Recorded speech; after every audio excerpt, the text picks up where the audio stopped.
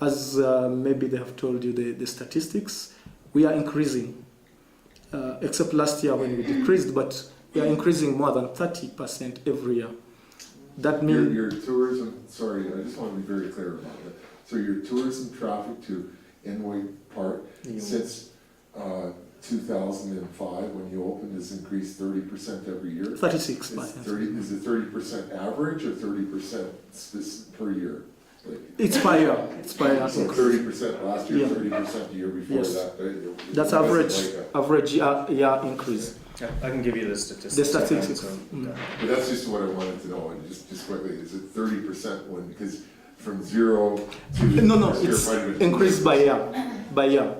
Average by year. If you say 2011 to 12, there was 37% increase. All right, so you had a big jump last year. Last year. Okay. Yeah. So we don't know this. Yeah. That's interesting. Okay. And what do you attribute that to? What's the things that are working for you that are driving those kinds of numbers? Actually, it's the diversity of products that we have. The canopy walkway increased a lot of traffic into. Oh, really? Yes. Be it the local tourism, the resident and local Rwandese, and also international tourists. Actually, we about 25% of all tourists that came to Nyungwe did the canopy. But also, as we have, there has also been increase in number of people visiting the chimps. Chimps have been part of, and as you know, so many people coming to Nyungwe do also the gorillas. So it's part of the increase in number of gorillas. Also, gorilla visits does also influence the increase here. And also, as I said, the hotels. Where a few 2 or 3 years back, we didn't have any accommodation around Nyungwe. But now with accommodation, world-class accommodation, and also, though it's still very expensive somehow, we need to have different classes of accommodation to increase the number.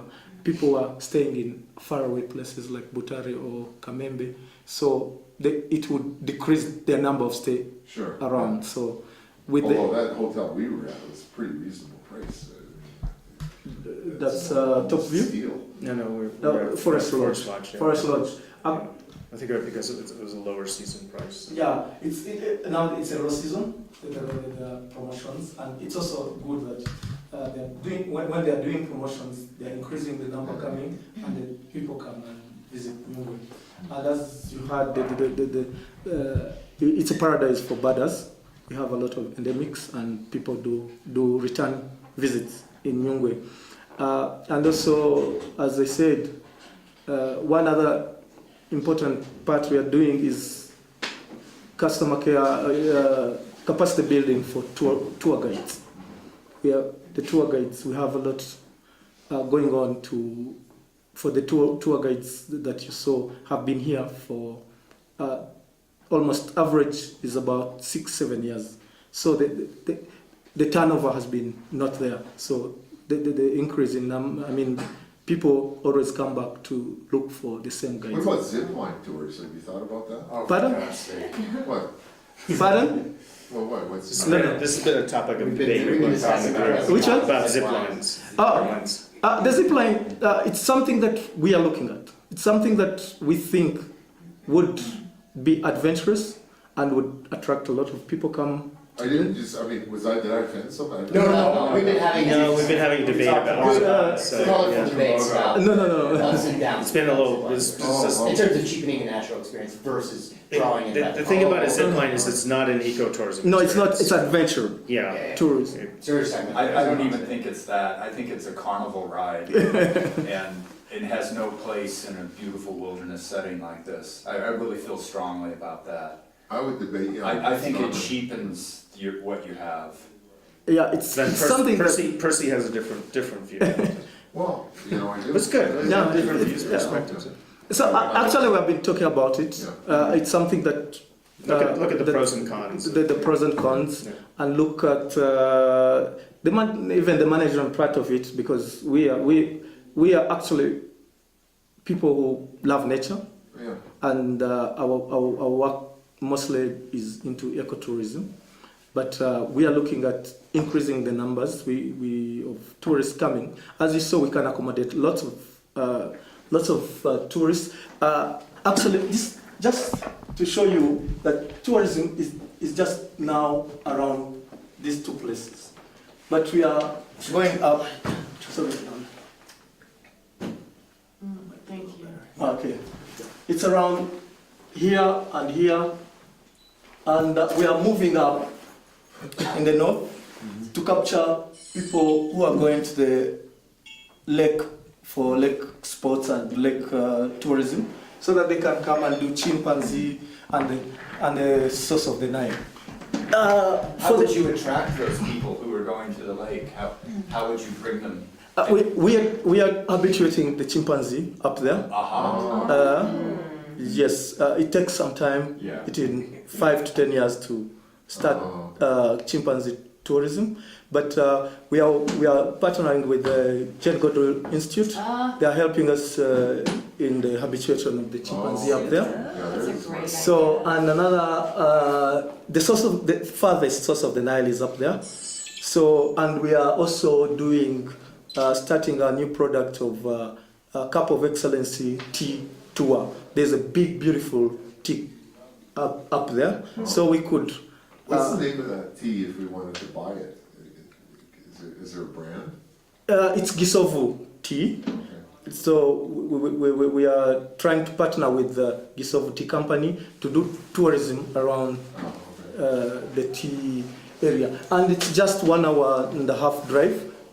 Actually, this year government is going to do the road that was a hindrance to reach there.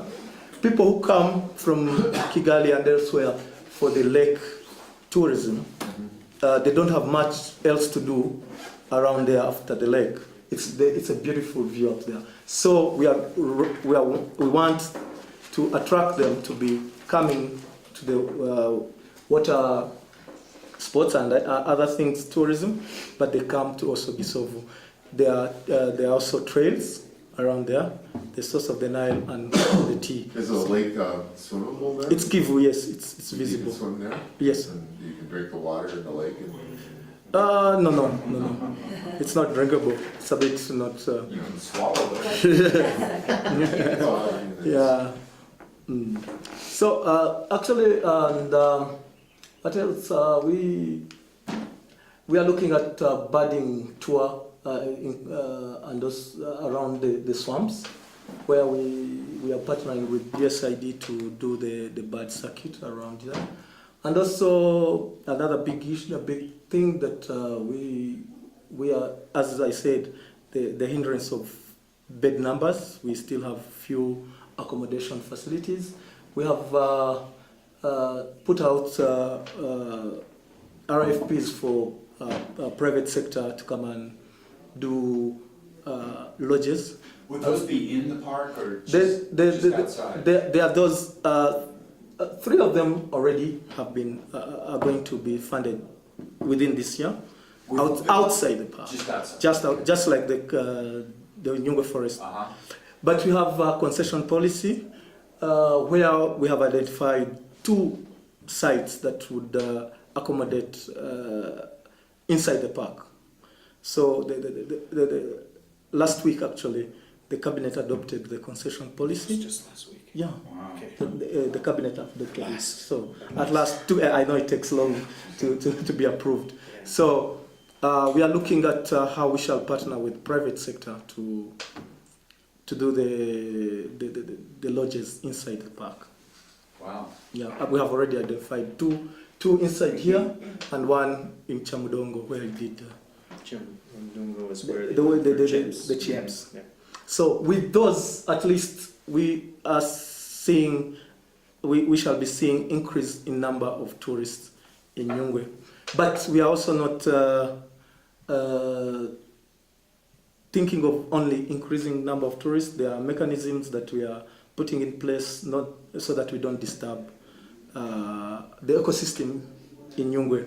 We have done, we have a 10-year management plan with a zonation plan inside it, where we have identified areas for tourism activities, areas for wildness, and research. So we are conscious about our environment inside the park. And we are doing also different research. We are doing long-term monitoring of mammal and birds, and also we are doing what we call ranger patrol, where we do ranger-based monitoring. The rangers are the ones who are in the forest most of the time, so we do a lot of management decision based on what information we get from the rangers. Yeah. The group has been actively discussing a variety of ideas about the park and different things. If anybody wants to chime in about chimps and the other experiences.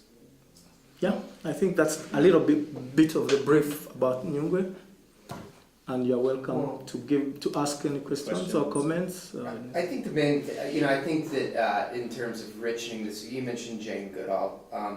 I think that to make this, especially a standalone destination, I think what is really important is making sure, because the chimp tracks are, we did it, it was rigorous. I mean, it was hard, and we're mostly physically fit people, and when we saw them, it was, I saw a head pop up for a minute, not a minute, a couple of seconds, and then we saw him, kind of after running down a mountain, we saw him cross a road, and that's a 4-hour experience. That's fine, but what I would suggest is that, and I understand that sanctuaries are complicated, and you have to figure out where you get the chimps, and they cost money and all that. But I do think that it would benefit you guys to have an educational center. So much like you have the where we went on the canopy walk, there's information about the park. But I think that if you had because chimps are such a big deal here and such a draw, and that really is the thing that's going to drive people here. I don't know that there are just that many bird watchers. I think it's a great add-on and it's, niche. But chimps will get anybody. In the way that I think about it is that I think that if you can make the experience of chimps a well-rounded educational interactive experience at a center of some sort, where you can go and they have videos and they talk about who Jane Goodall is, and they talk about the troops and the competition and what they eat and their migratory patterns and all those things, that then when you go to see the chimps and they're fleeting and if you catch a really brief glimpse of them, you still feel like you left and learned about it and you care about them more because you've come to understand it. And I think that in sort of approaching it that way, it will inspire people to be more passionate than they would if they just pay $90 for a pass and catch 1 second and maybe don't even get a picture because it's such a quick moment. Yeah, if there's a possibility for Dubai World to finance something like this, a research station, education station to add to the chimp experience, maybe with Jane Goodall Institute involved or WCS involved, and where primatologists would speak to the group and explain about chimps, explain about all the primates, and it just deepens the experience. Yeah, actually, it's something that we are thinking about. When you look at the northern part of the chimps, we are looking at them as a research experience, where people come, because of the terrain there is also even worse rugged than the one in Chamudongo. People come and stay longer. And also, we are looking at an education center around here.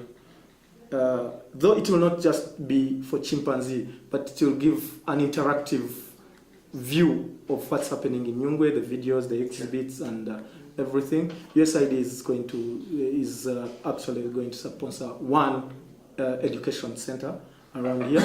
But definitely, it's a good idea, and the private sector concession. That's why we are pushing for private sector to inject in money, and they are much better managers for such. They still want a return on investment. Yeah. That's the whole